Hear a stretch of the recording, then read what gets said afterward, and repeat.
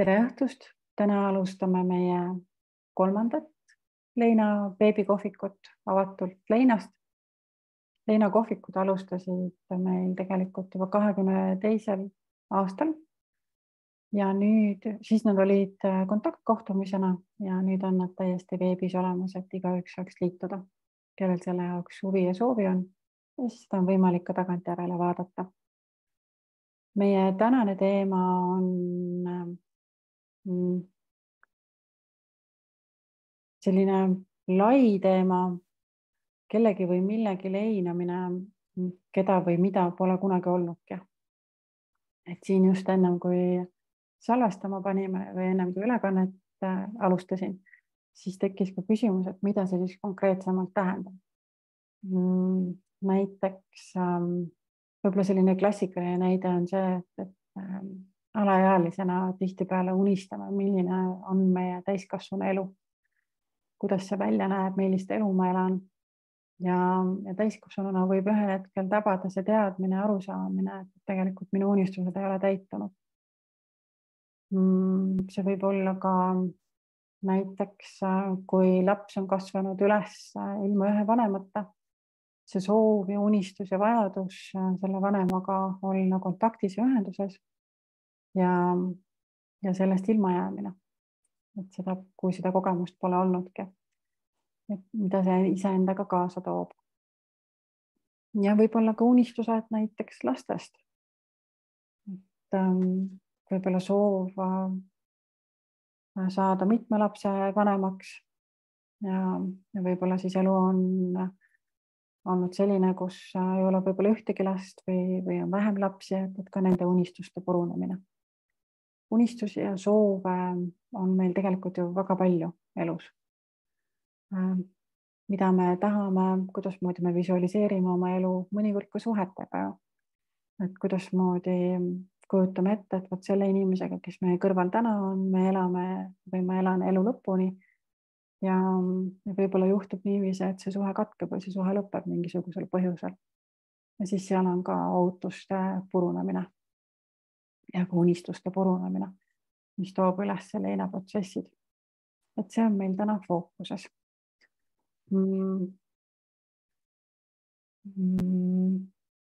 Mina mäletan, minul endal oli kõige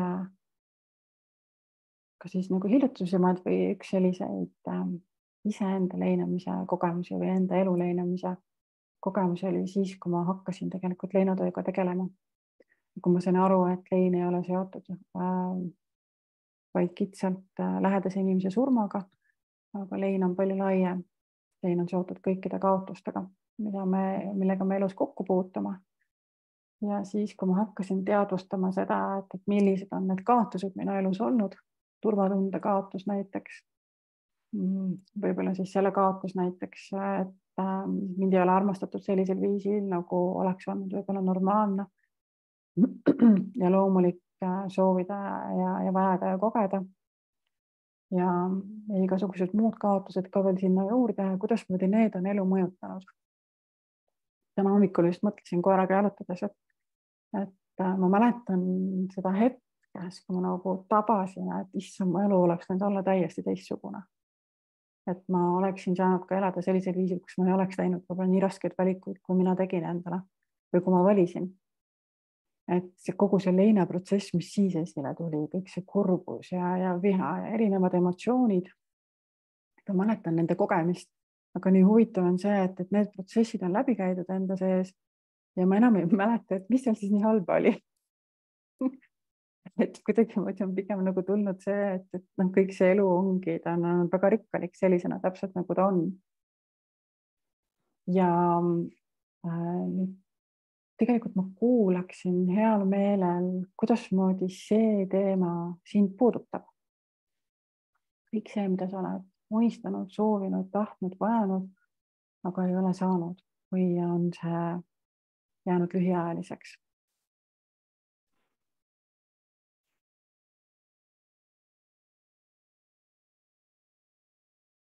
Täitsa kutsun jagama. Ma võin alustada või meid siin on. Sellega mul praegu tuligi, te selgitasite nagu lahti. kuna mul see isa Lein nüüd siin nagu niimoodi ta on, nagu ta on, siis ma hakkasin tegelikult, meil oli vahel barjäär, on ju, ma pidin piire hoidma, meil olid sõltuvused peres. et ma leinan praegu ikkagi seda, see tuli mul nagu üles, aga mida ma siis nagu niimoodi intensiivselt läbi ei tee, mul on lihtsalt kahju, et vot meie suhe oligi selline, et ta ei olnud lähedussuhe niimoodi, ma ei saanud talle ligi, ta ei lasknud endale ligi. Emotsionaalselt me olime nagu selles mõttes kauged, aga ma seda tahtsin kuni praeguseni välja, ma olen 41-aastane ja ma suhtlesin ka. Aga tema põgenes alkoholi ja viha, mis seal kõik on, mis on tegelikult kurbus, on ju. Ja noh, kuna lapsepõlves ei olnud seda lähedussuhet loodudki, et üldse jagada midagi omavahel või rääkida, vaid isa oli justkui nagu selline kuju ja siis materiaalsus, on ju. Ja et siis praegu on nagu see kahju nagu lihtsalt, et noh, et oleks tahtnud, aga see on selline kuidagi nii armastusväärne praegult, sest kui ta veel elas, oli mingi side või väike konflikt või sõnavahetus, konflikte oli palju, sest ta oli kogu aeg kinni ja tõre, on ju. Et siis oli nagu valu, siis mul oli valus, sest mul oli valus vaadata, kuidas ta ennast hävitab ja ma ei saa sellele talle ligi, on ju. Noh, siin on see hästi palju seda sõltuvuse asja sees nagu, mis on teine teema, aga noh, mina olin ju kaassõltlane, aga ma olin ka lapse isa suhe, et noh, nagu praegu jah, tekkis, te tõite välja, et see noh, tagantjärgi lihtsalt on nagu kahju, et ma siis nagu leinan ikkagi seda, mida ma leinasin ka elus. Noh, ema on mul elus, emaga on siiamaani see, et ma pean hoidma distantsi ja ei saagi ligi, ei tohigi lasta, sest see on tegelikult mulle väga ohtlik, mul teeb mulle haiget. Aga noh, selles mõttes temaga tuleb ilmselt sama asja, kui tema ära sureb, et tekib tema surmast see kergendus ja rahu, mida mul näiteks, kui mul koer oli, kelle ma pidin magama panema 3 aastat tagasi, ise tegema selle otsuse, mis oli täiesti vastu tahtmist ja koeraga oli mul väga-väga-väga lähedane suhe, sest ta ravis mu depressiooni.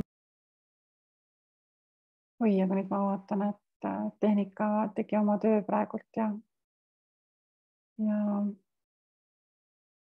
äkki tuleb tagasi, ilmselt internet kõigub. Jah, ma kadusin ära korra. Ühesõnaga, koera Lein oli siis mul nagu katastroof, noh. Selles mõttes, et ma nutsin ja lasin kõik selle välja. Olin kõik see viha, enda süüdistamine, tohutu enda süüdistamine, sest mina panin ju ta magama ka.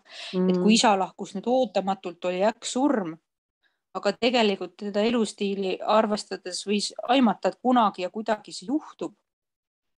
Ja siis ma jälle tasakaalustan ennast sellega, et vot hea, et nii ei juhtunud, et ta näiteks talle keegi ei mõrvanud teda või ta auto alla ei jäänud, et siis oleks see katastroof jällegi teistpidi, on ju, et miks ta läks, et kedagi oleks süüdistada. Aga praegu mul ei ole ennast süüdistada, et mul isa Leenaga praegu ei see enesesüüdistus nagu ära täiesti. Võib-olla nagu väiksed nüansid, et ma oleks võinud osata temaga suhelda niimoodi, aga siis ma sain kohe aru, ma ei saanud ju temaga niimoodi suhelda, sest ta ei lasknud endale lähedale. Ma ei saanud kuidagi nagu südamest suhelda, sest ma pidin ennast kaitsma kogu aeg. Ma pidin olema munakoore peal kogu aeg nagu kõndima, sest tema reageeringud. Et see praegune Lein, jah, ta on nagu kerge sellest mõttes võrreldes neid eelmised, mis on ebaõiglaselt minu jaoks nagu lõppenud. Ja ma olen pärast olnud ilma sellest nii-öelda sellest seotusest, sellest tundest, mida see objekt või loend mulle on pakkunud. Et praegu on see, et ma leinan seda, et mulle, jah, tegelikult ma leinasin ka seda, kui ta elus oli, et mul seda ei ole. Aga ma õppisin ennast armastama ja õpin siiamaani.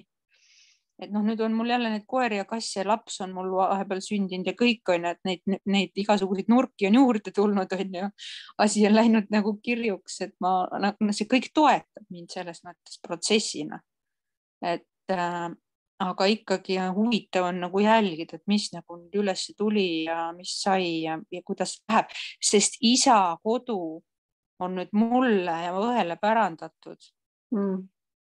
Ja seal on üks juur, on ju, mulle koduga oli ka kunagi väga suur lein, kus mul oli juur sees ja ma olin siis koduta ja see kodulein oli 4 aastat nagu lõpmatus minu jaoks, et see oli nagu väga-väga suur ja kahjuprotsess, sest mul ei olnud kodutunnet ja see oli minu jaoks ainus selline turvalisuse värk. Et ma olen nagu nii tundlik kuskil võõral objektil või pinnal elada, kus ei ole nagu, ma olin kasvanud seal ja kõik. Et see isamaa kodu nüüd seal ma nagu olen käinud maal ja seal on mul omad aistingud toimunud lapsepõlves ja nii, aga nüüd ma ei ole seal käinud 20 aastat. Ja nüüd tuleb mul selle kohaga ühendus luua.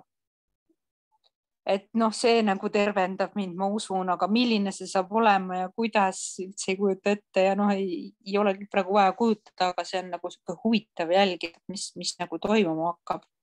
Sest see on ikkagi maa, 2 hektarit, et ma see korteris, kus ma nüüd elan siin viimased 3 aastat ja olen, et olgugi, et maapiirkonnas ma ikkagi tunnen, et mind kui on mingi seotus, ikkagi ma usun sellesse, et kui on see maa mingi juure koht, et seal saab toimuda mingisugused protsessid, kui ma olen sellele avatud, kui see on minuga seotud, minu nende põlvnemistega ja need mustrid, kõik need, mida saab tervendada endas ja edasi anda nagu enda järglastele, et see koht oleks nagu, see on toetavam, kui sa ostad võõra koha nagu ja hakkad sinna sisse elama. Et see on huvitav. Ja see teadmine juba mind toetab, et see on nagu läinud, sest ma võtan seda natukene omaks, et ma võiksin sinna minna ja seal midagi võib-olla algatada. Ja see on seotud nüüd sellega, isa varem ei lubanud sinna vaatamagi minna, ma nagu tegin talle ettepanekuid, et ma tahan minna sinna maale vaatama, mis seal siis on või niisama, tekkis huvi juba, ei, ja ta ise ka ei käinud seal. Aga nüüd ta suri nagu jala pealt nii-öelda. Ja tegelikult ma ei tea, kuidagi tunnen, et see on nagu nii õige aeg, et mõnes mõttes ma ei näe siin midagi valet ja ebaõiglast, et tema ju oli esimene, kes otsustas minna ja selles mõttes, et ta kandis väga palju seda endas, mida nagu mis teistele ka ei meeldinud tema juures nagu.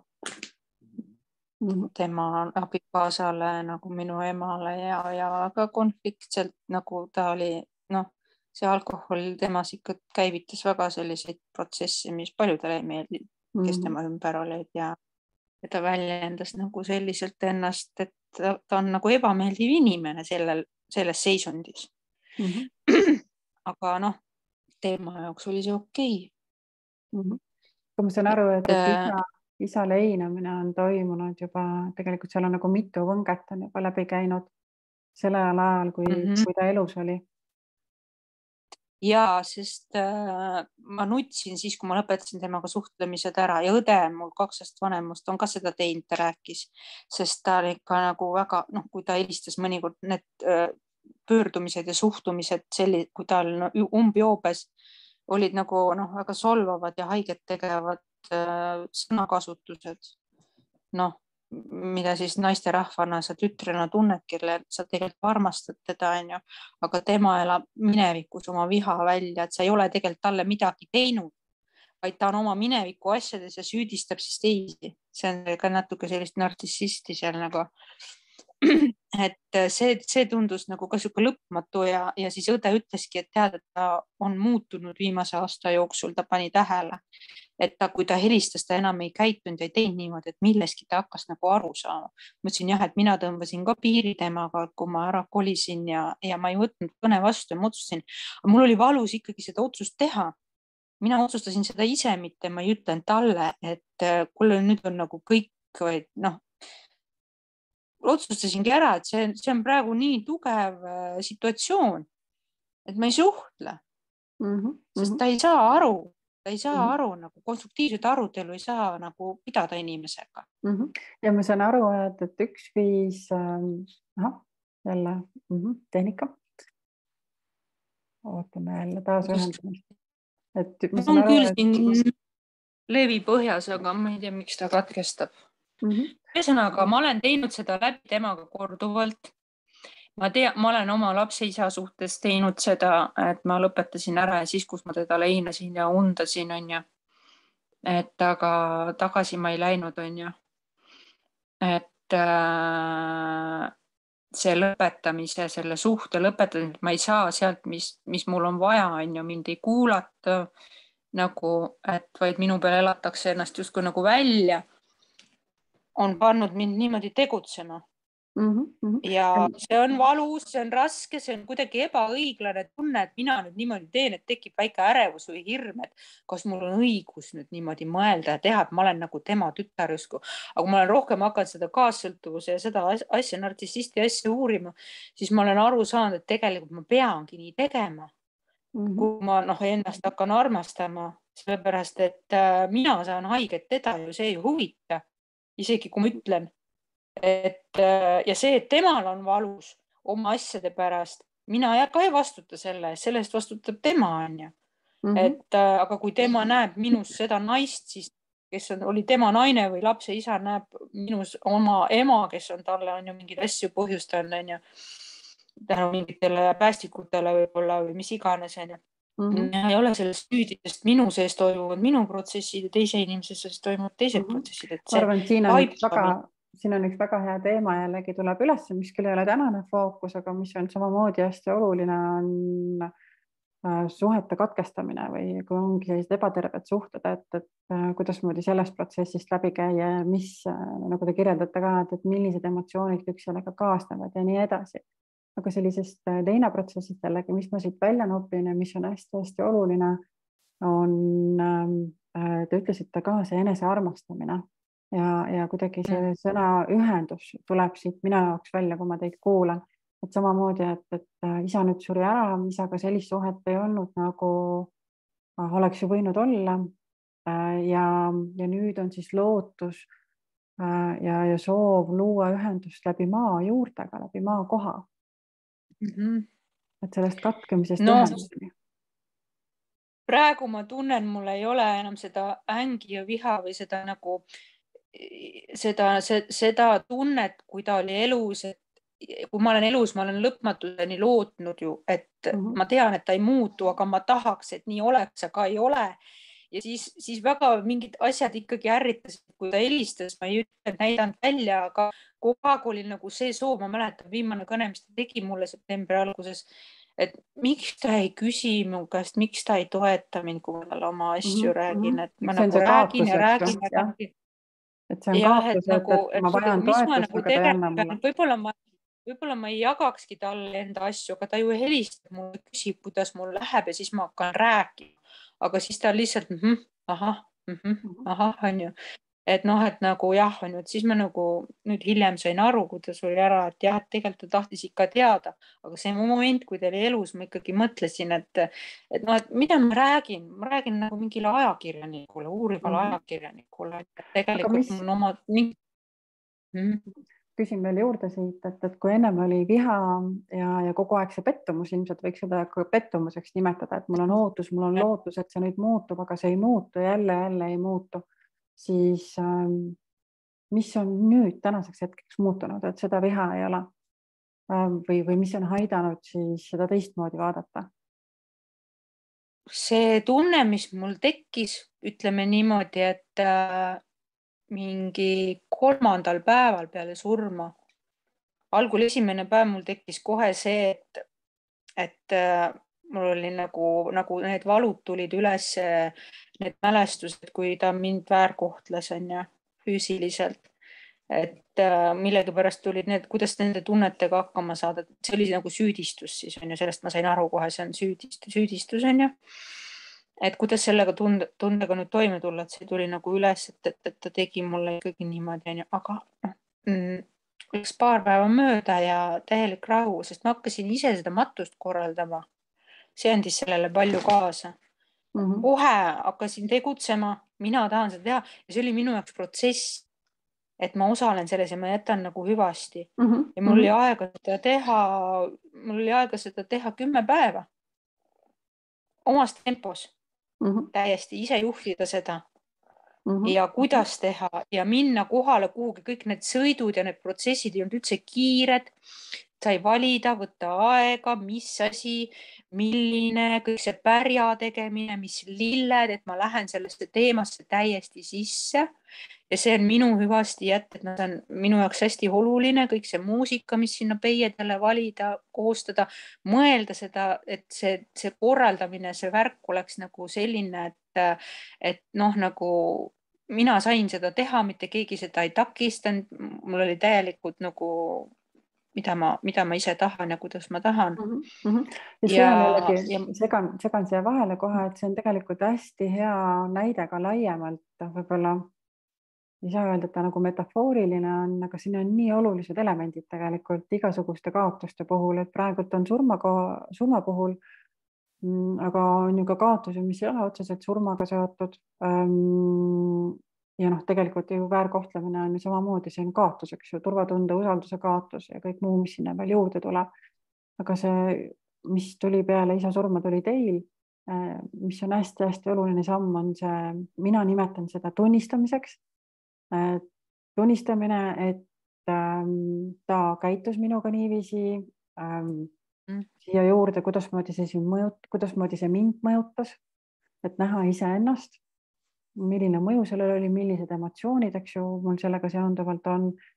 Ja samamoodi ka näiteks, kui on muud unistused on purunenud, et ma olen lootnud näiteks lapsi saada ja mul ei ole lapsi, et siis alustan sellest tunnistamisest, et ma tegelikult väga igatsesin või tahtsin või võib-olla ka vahepeal kahtlesin, eks, kas ma tahan lapsi või ei taha lapsi või võib-olla natukene jäi liiga pikalt ootama või ma ei saanudki füüsiliselt lapsi. Või mul ei olnud sellist partnerit, mis iganes see põhjus seal taga ei ole, eks, aga see algus on sellest tunnistamisest ja sellest sõnastamisest, et see on minu kaotus, eks ju, mismoodi see mind mõjutanud on, mismoodi see minu elu mõjutanud on, millised emotsioonid sellega seonduvat on. Võib-olla need emotsioonid on ka võib-olla konfliktsed, võib-olla nad on olnud ka erinevad läbi aja. Et selle kõige tunnistamine ja siis tuli nii hea selline näide, mida saab ka mujal kasutada, on see hüvasti jätt. Hüvasti jätt tegelikult ka nende ootustega, nende kaotustega ja lootustega. Et see võib olla ka täiesti, sellest saab ka teha samamoodi, nagu te kirjeldasite matuse korraldamist. Ja selle hüvasti jättu saab samamoodi ka rituaalina teha.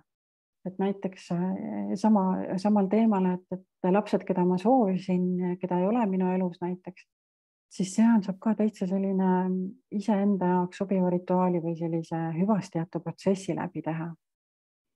Et kus olla kohal nendes emotsioonides, sõnastada neid emotsioone, neid kaotusi ja öeldagi hüvasti sellele, et jah, mul on olnud selline unistus ja lootus ja ma olen kandnud seda endaga pikalt kaasas. Mul on sellised kaotused ja ma olen kandnud endaga seda kaasas ja nüüd ma ütlen hüvasti kõikidele nendele ootustele ja lootustele, unistustele, mis ei ole realiseerunud. Et selles mõttes on väga hea näide, et ma olen hästi tänulik, et te jagate oma kogemust, et seda sama lähenemist tegelikult on võimalik väga laialdaselt kasutada. Samas ma hakkasin ikkagi märkama ja väärtustama selgemalt see, mida ta nagu tegi, et ta mind ju aitas ka, et ei ole ainult, ma räägin siin praegu sellest, et jah, ma teadsin need protsessid, kui ta mind aitas, need olid tõesti sellised, et ma mõnikord väga hädaohus vajasingi nagu, et nagu see abi andmine nii-öelda, ta nagu sai aru, et kui vanasti midagi küsisid ja tahtsid justkui nagu jälle siin tehniliselt kadus ära, aga selle pausi võimaluse siis kasutan ära. Jällegi tegelikult väga hea märkamine ja tähelepanek, et siis, kui me oleme selle negatiivse poole või selle valu poole läbi käinud, siis tulevad esile ka sellised positiivsemad pooled, et igas kaotuses või kõiges selles, mis ei ole võib-olla realiseerinud sellisel viisil, nagu ma on realiseerinud midagi muud. Et ka selle kaotuse kõrval, et seal on midagi, mis on olemas selle kõrval, mida ei ole olemas. Ma märkan seda tunnet nagu nüüd, et ta on kogu aeg tegelikult olemas olnud, aga lihtsalt trauma, mis on tekkinud, ma ei ole võtnud seda asjaks niimoodi, ma ei tea, kes seda saabki, ma pole uurinudki, et noh, seda ära nagu endast täiesti nagu vabastada. Noh, leinamine, see aitab nüüd sellele kaasa muidugi, see aitab mõista seda, et ma andestan talle selle nüüd. Ma saan selle talle andestada, aga muidu ma vaikimisi ei andestan, sest ma olen lihtsalt selle põhimõttega, et kui inimene elab, ta peab ise mul andestama, et kui ta ei jõudnud selleni ise. Et siis ma nagu andestan ja see juba ravib seda trauma, mis mul temaga oli. Ja andestamine on hästi-hästi oluline, sellest ka räägitakse hästi palju, sellega on ka väga palju tabusid seotud või müüte on seotud sellega. Nagu andestamise poole pealt, et kui see on teise inimesega seotud, siis andestamine on reeglina ainult siis minu enda toetamiseks, minu enda vabastamiseks, selle valu vabastamiseks on tegelikult andestamine rohkem suunatud kui siis selle teise inimesele selle andestamise suunamine. Aga just, et ma ise hoiaks sellest valust kinni ja andestamine mõnikord on siin teine inimene, kellel on oluline andestada iseenda pärast. Ja mõnikord on ka vaja andestada iseendale. Mina olen käinud elus läbi ka sellised protsessi, kus ma olen pidanud andestama iseendale või andestanud iseendale selle eest, et ma olen teinud mingisugused valikuid või ma olen kuskil olnud liiga pikalt valu sisse ennast jätnud. Et ka selliseid asju tasub ka iseendale andestada täitsa kohe teadlikult. Ja kindlasti. Ma olen ka nendes teemades nagu sees, et ma nagu saan lähemale ma endaga kontakti saan ja olen saanud siis paremini ma taipada kõike, et olla kriitiline, et kõike on võimalik muuta, aga mitte kinni jääda. Jah, taipamised on olnud siin viimase 1,5–2 aasta teema, nagu, et ma lõpuks olen nagu rahul ja tänulik. Ja pigem pööran oma tähelepanu nagu sellele, et mis mul ikka on, et lihtsalt veider on, et nüüd üks sinu vanematest nii-öelda esimene surm, et see natuke tundub selline praegu selline veider, et teda nüüd ei ole ja ta nagu oli, noh jah, see kahetsus mul enda suhtes natukene ikkagi kriibib praegu hinge, aga ta ei häiri. Et ma oleks võinud suhelda ise ka mõnikord meeldivamad või midagi, aga ma ei tea, mul oli automaatselt, võib-olla see oli peegeldus täielik see, et kui teine inimene nagu on kuidagi, noh, sa ei saa tast aru, sest ta ka saab sinuga rääkida siis, kui ta on joobes, on ju, et ta on ennast tuimestanud oma valu. Aga mina ei ole ju talle valu tekitanud selles mõttes, et kogu aeg tahaks, et ta mõistaks seda, aga nüüd ma saan justkui nagu temaga rääkida sellest oma mõtetes, see mind rahustab, et mul ei ole seda barjääri, et kui ma isegi lõikasin selle läbi vahepeal, kui ta elas, siis ma ei rääkinud temaga ju. Mul oli kõik vastik, ikkagi süüdistasin teda, mul on vastik, ma lõpetan ära ja mul olin vihane ta peale, on ju. Et kõik, et see on minu otsus, nii ei ole minu piir.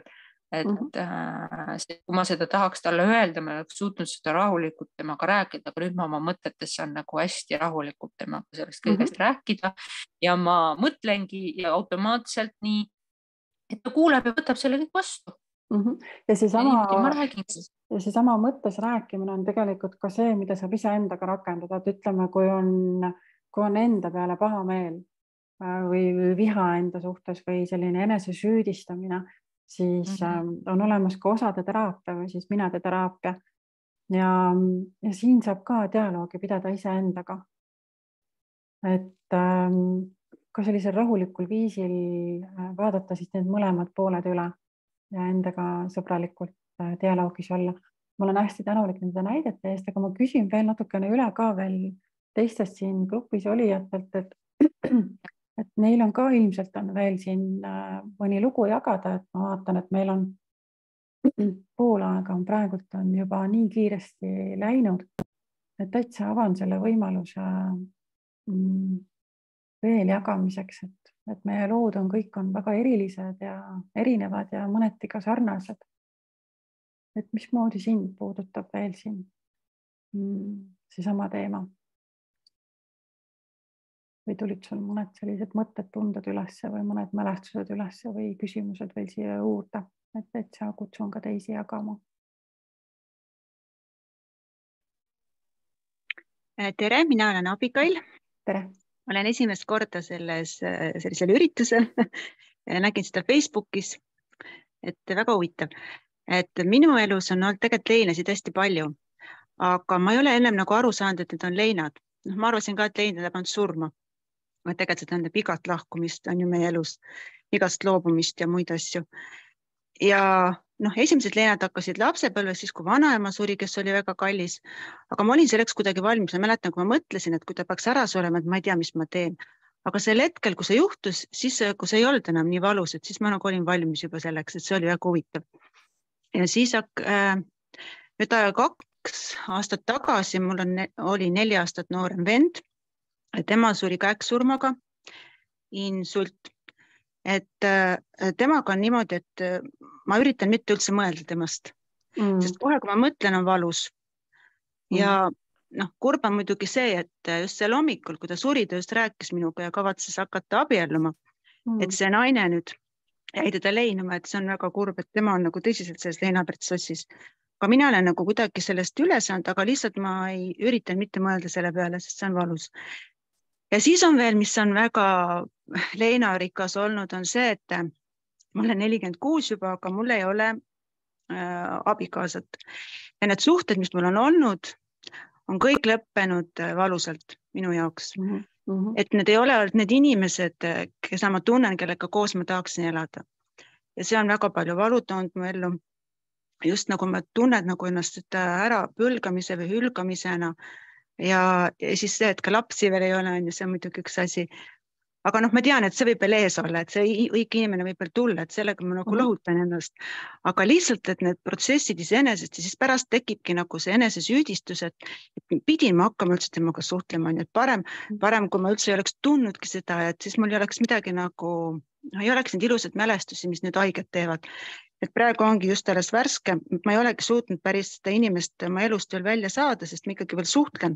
Aga kõik tuttavad ütlevad mulle, et blokida ära, et tal on juba uus kallim, aga ikkagi ta suhtleb minuga ka. Ja siis nagu ongi selline asi, et mina pean nagu iseendaga kuidagi rahu tegema, et laskma ta lihtsalt vabaks, et las ta läheb, aga ma ei ole veel seda suutnud. Jah, et sellised asjad. Mis te ja muidugi jah, kui loomakesed on surnud, see on ka, minu probleem on see, et ma väga kiindun inimestesse. Et kui mul on keegi ikka väga armas, siis ta kohe on armas ja kui ta läheb ära või jätab maha või mis iganes juhtub, et siis on väga valus. Mis teil tavaliselt on aidanud selle valuga toime tulla, et need kaotusi on päris mitte? Ma olen saanud rääkida nendest, et mul on nagu tuttavad, kellega ma saan jagada oma asju.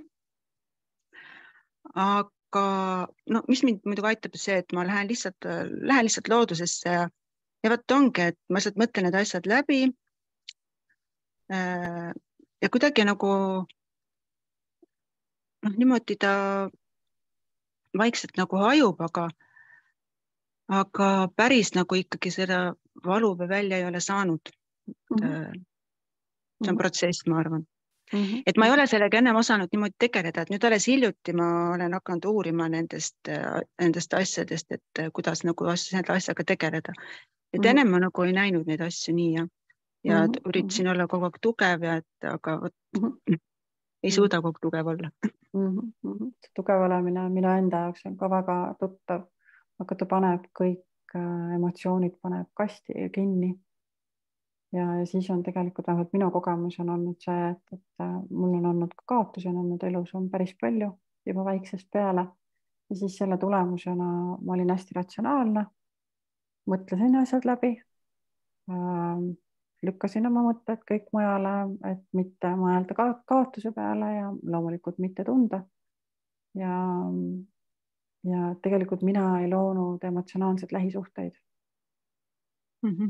Kus ma oleksin nagu päriselt ka lubanud kedagi iseendale ligi või siis oli liiga avatud olin jällegi ja siis läksin hästi kiiresti kinni, et tegelikult see ei ole see inimene.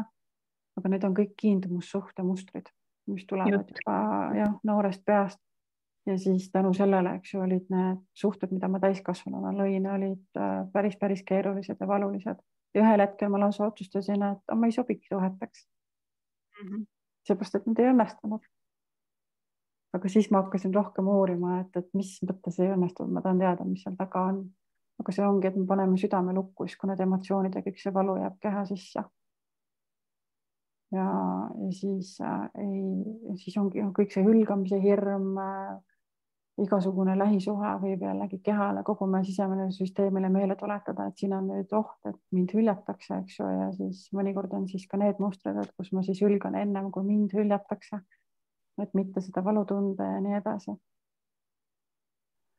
Ka need emotsioonid on seal võtmed. Ma tean, et Kristiinal on väga hea meditatsioon, südamemeditatsioon, aga ma saan aru, et seda niiviisi, et see vajab sellist ruumi ja kohalolu ja ma siin pean temaga vaikselt läbirääkimisi, et toimetuleku Leinaga toimetuleku moodulil, et siis Kristiina tuleb ja jagab siis oma teadmisi ja ma loodan, et ka seda südame meditatsiooni, aga me veel räägime sellest.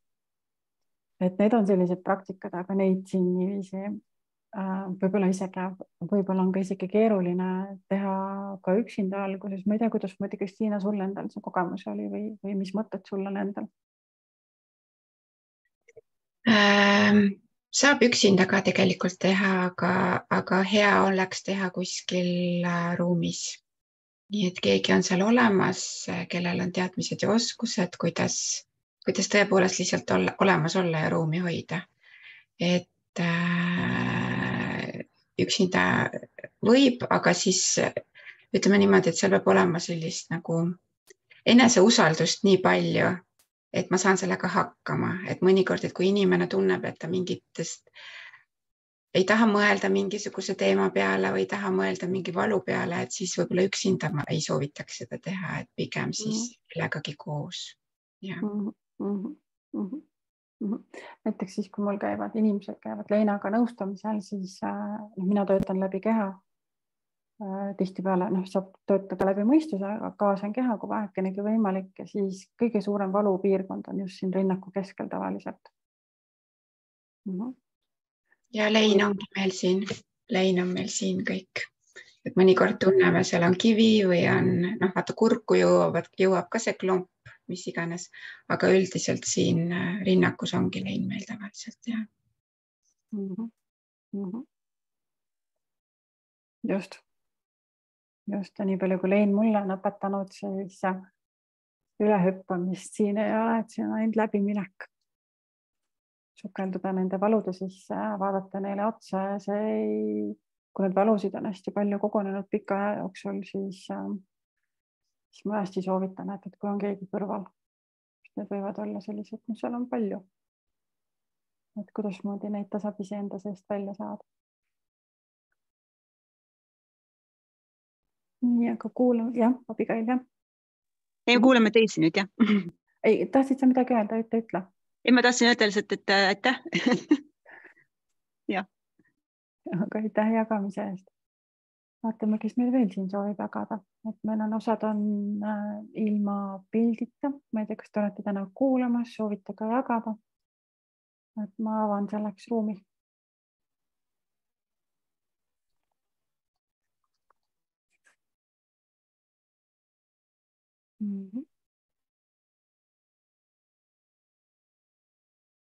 Kristiina, küsin sinu käest, et kuidas sul endal on, kas sul endal on mingisugused sellised kogemused, mis resoneeruvad selle teemaga või veel mingid tunded, mõtted, mis on üles tulnud täna kuulates? Ma arvan, et me üheski Leina kohvikus ma ei ole nagu nii palju sellist, kuidas ma siis ütlen, endal mingit emotsiooni siin kogenud, sellepärast, et kõik need teemad, mis seal nii-öelda teemapüstituses olid, ma olen need kõik läbi teinud. Et olen leinanud ühel hetkel seda, et ma ei saa, et tõenäoliselt ma ei saa kunagi lapsi, kuna mulle öeldi nii. Ja see oli täiesti šokk. Ja siis hiljem, kuna mul on olnud ka nii-öelda, et ma olen valmistunud 7 korda emaks saamast ja mul on kodus 3 poega, siis ma olen ka leinanud, eks ju, raseduse katkemisi ja kõike seda. Ma olen leinanud ühel hetkel väga tugevalt neid puuduvaid ühendusi oma sünniperes. Sain ka aru, et ma tundsin väga tugevat hüljatust, et mind ei võeta vastu sellisena, nagu ma olen. Et sellel on nii-öelda omad põhjused olnud, aga lihtsalt mingid nii-öelda valusad kohad veel erinevates suhetes veel tänagi annavad tunda. Olen leinanud mingil hetkel ka siukseid ühendusi, mis on sõprussuhete näol nagu katkenud. Et tundsin taaskord, et mina olen nii palju muutunud või kuidagi, et ma olen nagu liiga palju kellegi jaoks. Ja sellega oli nagu raske leppida. Ühel hetkel see leppimine või selline nagu rahu tuli, aga need olid meeletud protsessid eelmisel aastal just oligi, et kui lihtsalt isiksusena nagu mingeid selliseid suuri hüppeid teed, siis suhted erinevad lagunevad ja kaovad, tulevad ka uued, mis mulle nagu väga meeldis, Meeli, sinu siin, mida sa ennem jagasid, et kõigi nende kaotuste kõrval on alati mingid uued võimalused, alati midagi head, et seda nagu teadlikult sellele tähelepanu pöörata, et muidu jääb sinna nagu nii-öelda nagu negatiivsusesse või kuidagi sinna valu sisse selliselt, et ei oskagi näha muud, aga tegelikult on seal võimalus alati millekski muuks. Mida ma veel olen leinanud, mis meil seal... Senikaua, kuni võib-olla sul tuleb vestluse käigus tuleb ka mingi mõte, aga mis on sul, kui sa nüüd vaatad tagant järele selle leinamist, mida sa siis oled tahtnud, ei ole saanud või selle inimese või suhte või siis, kui sa neid tagant järele neid protsesse vaatad, et ütleme nii, et kui sul oleks võimalus öelda endale nendes hetkedes selliseid toetavaid sõnu või mingisugused tarkused ärased, siis mis need oleksid?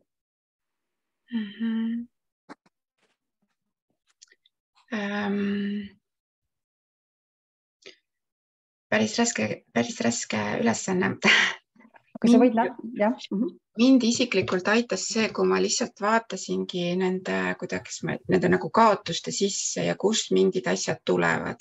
Et kui ma tunnen, ma ei tea, sõprussuhetes, et mind on nagu hüljatud, et siis see tegelikult ei ole see sõprussuhte mingisugune uus dünaamika, lihtsalt vajutab mingit kohta ja see hülgamise nagu tunne ei tulnud nagu sellest, selle nii-öelda originaal või see juur ei ole selles sõprussuhtes, see hülgamise haav, vaid see on kuskilt nagu lapsepõlvest mingi muu olukord on olnud. Ent mind aitas nagu see, et ma tõin lihtsalt nii-öelda nagu seda, hakkasin natukene nagu vaatama, et mis see tegelikult on, mis mulle haiget teeb ja nii-öelda nagu kihtkihi haavalt, et seal tulevad nagu uued tunded, et see ei ole lihtsalt see, et ma tunnen ennast hüllatuna, vaid nii kurbus, nii esitada nagu neid küsimusi, nii mis seal kurbuse all on, nii mida ma veel tunnen, ühesõnaga, ja see võtab nagu aega, mind aitas väga palju tegelikult ühel hetkel kirjutamine. Et kui ma tundsin ka, et ma võib-olla iseendale ei suuda niimoodi ruumi hoida, siis ma esialgu kirjutasin, lihtsalt tulistasin välja kõik, mis tahtis välja tulla. Ja ma kuidagi ei mõelnud, vaid lihtsalt nii-öelda alateadvus kirjutas mulle. Ja siis sealt tulid nagu mingid sellised kohad nähtavaks, mis olid minu jaoks, olid ka nagu uudsed ja siis ma hakkasin nagu paremini aru saama, miks ma niimoodi tunnen. Jah. Väga hea, kirjutamine on selline enesetoetamise klassika. Et kui vähekenegi, isegi tegelikult tihtipeale on nii, et kirjutamisega võivad olla ka sellised, koolis on mingid hinded pandud, et sa ei kirjuta õigesti või ei kirjuta piisavalt ilusti ja nii edasi, et siis võib-olla on tekkinud sellised krambid kirjutamise osas. Aga siin võib ka täitsa, et kui varem väga ei tahtnud kirjutada, siis emotsioonide juures võib-olla isegi tekib see täitsa see valmisolek, et tegelikult hea meelega kirjutaks ja joonistamisega on täpselt samamoodi. Et kui joonistamine aitab, et põhieesmärk või põhiülesanne on saada see emotsioon enda seest välja ja need lood enda seest välja. Ja muidugi tasakaal, Kristiina, nagu sa ka ütlesid, eks ju, et on nii negatiivne kui positiivne, et mõlemad on seal olemas ja nähtaval. Loen siit chatist ka ette, kus on siis kirjas, et üks osalejatest on meil taustal täna et aga teema väga kõnetab, et just paar nädalat tagasi ütles ta endale, et ma leinan oma elamata elu. Seda, et kus on koer. Minul on koer siin, mikrofoni kinni panna. Jah. Kargasin püsti. Läksin teise tuppa, mul laps tuli tuppa. Ja loen edasi. Ja, mine. Nüüd on vaikus. Ja, väga hea, et pole lapsi ja et kui oleks ka veel saanud midagi teha, et siis läks kogu energia ema haigusele. Nii et ema surm on toonud välja hoopis teised eluküljed. Ja see on hästi tavapärane, et üks kaotus toob tegelikult esile, tegelikult see oli nii ilusti oli öeldud, eks ju, välja, et surm, kuidas me lähed, see surm toob ülesse teised küljed ja teised kaotused, mis on siis jäänud võib-olla siis märkamata või läbi protsessimata. Olen nüüd kuidagi sellel nädalal mõelnud veel selle peale, kas siin tegelikult siin selles jagamises, mis meil siin chatis on, see elamata elu leinamine. Ehk siis see on selline tegelikult ju selline tüüpiline klassikaline, mis meiega juhtub keskeas. Me nimetame seda keskea kriisiks, aga tegelikult siis me justkui nagu hakkamegi vaatama, et mida ma siis päriselt teha oma elus tahan ja kellega ma siis tahan koos olla ja nii edasi. Et see on selline, ma ei usu, et keegi väga teadlikult mõtleb selle peale, et mida nad siis nagu parasjagu leinavad, aga ometi see keskea kriis nagu justkui kõigile tuttav on. Pool elu on justkui nagu möödas. Ja siis on hea aeg vaadata, et mida ma siis olen teinud ja millist elu mul on elanud ja kas ma ikkagi olen elanud enda järgi või mille järgi. Aga vaatame, kogume siit nüüd meie sellise seltskonna pead kokku, et mis võiks olla see, meil on nüüd 11 minutit on aega, nagu tund aega läbi saab, täna on kuidagi väga kähku läinud. Mis on see võib-olla siis oluline sõnum või endale siis kas ka vahele välja öelda või ka siis teistele vaatajatele, kuulajatele selle leinamise osas, et kus ma siis leinan seda või kedagi, mida või keda ei ole või millest ma olen ilma jäänud. Kuidas see tänane teema, kuidas sina tahaksid tänase teema kokku võtta? Ma võin alustada, ma kuidagi tunnen praegu, et mingid kohad, mida me siin ka täna erinevates jagamistes oleme kuulnud ja mida ma tunnen, et mul siin kuidagi veel nagu annavad märku, et mul on vaja seda hüvastijätu rituaali teha. Et ma proovin selle lähiajal ära teha ja vaadata, kirjutada ja mingil muul moel veel kuidagi lasta lahti mingid suhted, mis ei hakka kunagi selliselt toimima, nagu mina igatsenud olen. Aitäh, kuulan veel.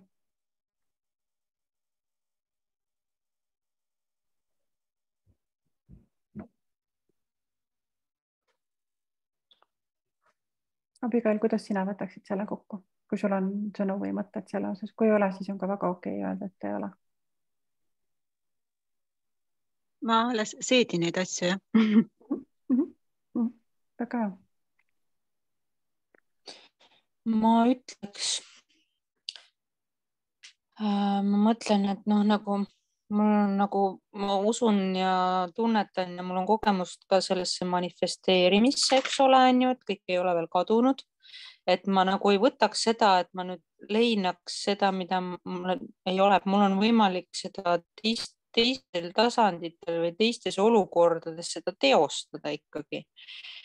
Näiteks mul ka ei ole nagu elukaaslast ja ma olen sellepärast millalgi olnud kohe väga kurb ja kohe nagu ma pean leidma ja väga selline, aga nüüd ma tagantjärgi saan sellele aru, praegu mul seda nagu ei ole, vahepeal ma mõtlen selle peale, et keegi võiks nagu olla, et oleks vahepeal toredam, et tekivad mingid siuksed nõksakad tulevad jälle, tuletavad meelde, aga ma ei lähe sinna auku selle pärast enam.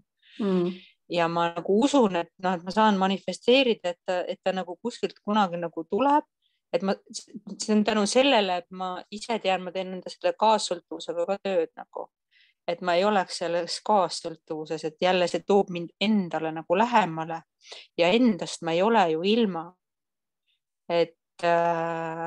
Ja ma ei jäägi ilma, kui ma teadvustan, et ma olen endal olemas ja ma panen siis selle energia endasse. Ja mul on ju need loomad ja lapsed ja mul on palju vabam nüüd nagu teha niimoodi seda teisele, kui mul see isa surnud on hästi lähedal praegu, siis mul on hästi lihtne nagu see kogu aeg on mul nüüd meeles siin kuklas, et ma ei jäta, et ma ütlen, ma pigem ei jäta ütlemata seda kõike, mis ma võib-olla isale oleks võinud või saanud öelda, sest nende olenditega mul ei ole seda barjääri. Et nendega mul juba eluterve suhe selles kontekstis. Jah, mul on lapsega olnud eelmine aasta raske, oli võõrandamine lapse isa poolt, siis ma tegin tema leina läbi, mis oli ka väga, väga hull protsess minu jaoks, siis mul oli posttraumaatilised sündroomid ja kõik, mis mul üles tuli, kõik, ma olin käpuli maas, et mul kogu keha valutas. Aga siis mul ei olnud endast kahju, vaid ma tahtsin lahkuda siit ilmast, siis mul oli nagu see. Et nüüd ma olen jälle siin, et ma olen ikkagi ju oluline enda jaoks, et mida ma mõtlesin, aga ma ei ole ka pahane, ma andestan endale jälle, et see on lihtsalt nagu, ma tervendan mingi asja ära, et enam ma ei lähe sinna tagasi enam, sest see oli nii suur asi. Ma ei saa enam minna, sest see oli minu kõige lähim. Et nüüd, kui ma selle olen läbi teinud, et nüüd tulgu mis iganes selles mõttes. Et kui ma näen juba isa lahkumise pealt seda, et see mind ei raputanud nagu läbi, jah, teatud põhjustel ja tingimustel on ju. Ja nüüd, kui mul on uus koer, jah, ta on tore, mul on temaga tore, aga ma tean, et ma ei nuta päevatööd krokodilli pisaraid kindlasti ka. Et ma juba tunnetan, et ma olen selle protsessis sees juba temaga, kui ta elus on, et üks päev ta nagu lahkub. Mitte, et ma olen nii kiindunud temasse just sellepärast, et mul on vaja kedagi armastada, sest mul oli väga suur lein ja puudus see, et minu armastust ei võtnud keegi vastu. Et mul oli seda vaja kellelegi anda ja jagada seda kellelegi, aga minu vanem ei võtnud seda vastu ja jaganud minuga seda.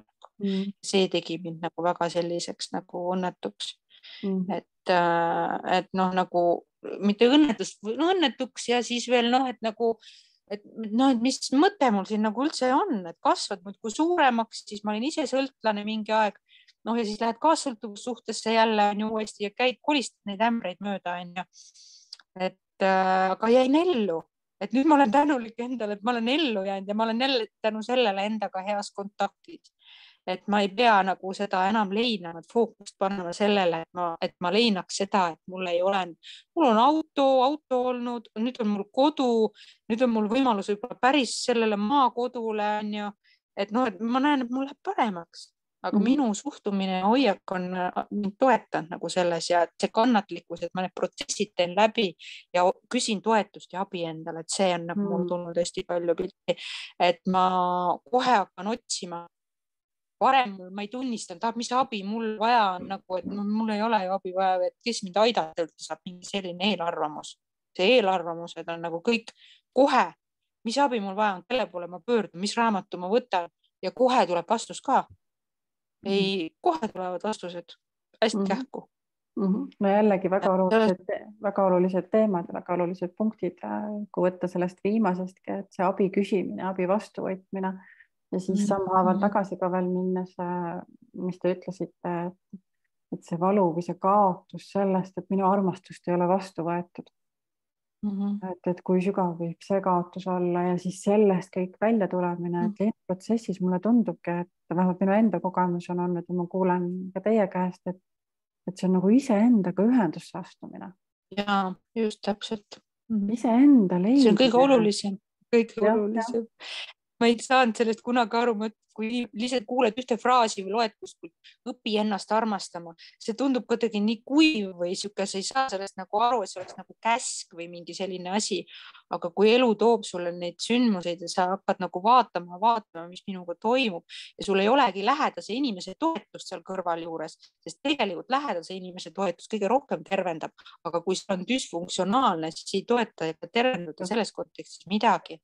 Et sa oledki siis tekibki see depressioon ja see lähed sinna madalale, aga siis hakkad jälle uurima, saad aru, et juba need tasandid, et mis seisund ja emotsioon minu seda nagu põhjustab seda tunnet, seda valu või mis mul on, et see on madal energia ja sa saad sellest nagu aru ja luban endal selles olla mingi aeg, aga mitte lõputult. Saad selles aru, et kuidas nüüd järgmisele tasemele nagu minna, et seda rõõmu ja käid küll ringi nagu zombi mõnda aega, ei söö, ei joo, minul nagu põhjustab see seda ka, et siis läheb üldse kehakeemia sassi, mulle seedimine kinni, kõik asjad et nüüd ma olen selles kohas, et ma endale enam nii ei tee. See on minu keha ja mul on ennast vaja, sest nüüd on mul nagu ikkagi laps ja ma olen olnud niimoodi kas või enda jala ära nikastanud, et ma olen pikali maha kukkunud. Mingit sellist tsoont on see tabanud siin taga alaseljas, et ma ei saa püsti ja ma ei saa liigutada ennast enam. Ja siis on olnud see mõte, et kes mind nüüd aidata saab. Ja mitte kedagi ei ole appi kutsuda. Ja mis nüüd siis üldse saab? Et tegelikult nagu okei, kiirabi on kutsuda, aga see ei ole nagu jälle see koht, et esimene asi tekkis, et kuidas mu kodu nüüd, söögid, toidud, koristamised, kõik siuksed mõtted käivad peast läbi ja siis saad jälle hiljem aru, et ma ei saa endale lubada enam selliseid musti mõtteid ka tegelikult, sest jällegi mul on tulnud need metameditsiinilised ja need psühhosomaatilised haigused, ma olen need kokku viinud oma vahel, et jällegi ma olen olnud nõrk ja ei ole saanud neid asju teha ja kuidagi ma olen hakkama saanud, aga ikkagi tegelikult mul on mega halb enesetunne ju ja ma ei saa endale seda ju põhjustada tegelikult, et mitte, et ma piiran kinni kraanid ja ma ei lase endal tunda, vaid lihtsalt ma ennetan nüüd juba teadlikult, et okei, kui ma sellesse tundesse nüüd lähen ja midagi, et siis see põhjustab ju mulle seda, vaatan nüüd natuke, mis ma peaks tegema, äkki peaks nüüd seda head muusikat kuulama, mis natuke me tuju tõstab kõrgemale, jah, nutan, aga ma kuulan muusikat ka ja siis see teine vestleja meil tõi looduse välja, mind ka tohutult loodus toetab ja ma olen nii heas ühenduses. Et juba veevulina kuulamine tervendab mind niimoodi, kui ma kuulan allika veevulina, ma käin ühel allikal, et nagu ma tulen sealt tagasi, tulengi nii nagu rikkana, et ma tean juba, mida teha, et need on minu need õlekõrred, et ma toetan ennast selle peal. Aga loen veel ette, mis meil veel chatis on ka kirjad ja siis ongi juba meil tund aega möödas.